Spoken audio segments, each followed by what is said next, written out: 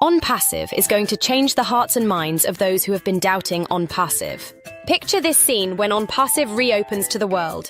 The CEOs of all of those high-tech companies who thought that onpessive had failed, because Mr. Ashmafari let the world know what he was doing in building onpessive and not doing what we did to build our companies, where only a select few knew what was really going on behind the scenes when we were building our companies and experiencing the growing pains that founders were feeling and are still feeling, and we CEOs feeling like we had just dodged a bullet. Now, we CEOs don't know what onpessive is doing because the founders aren't privy to that information anymore. Now we are going to be surprised and worried about the reopening of onpessive.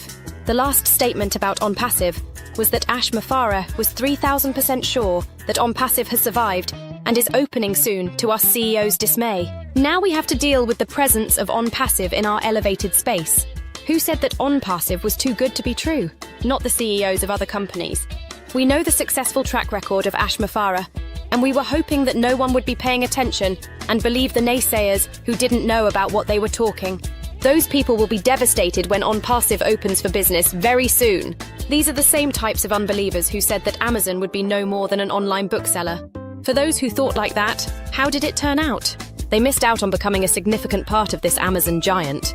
Look at the Fortune 500 companies, and you will not find any other company built like onpessive. Our top 500 companies went public and sold stock to anyone who had the money.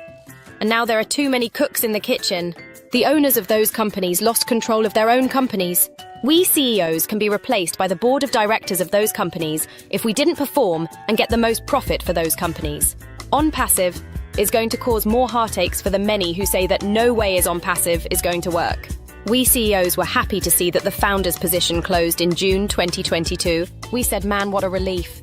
But then Ashmafara extended an invitation to people to become affiliates in onpessive, and the only way that they can be in onpessive is through founders.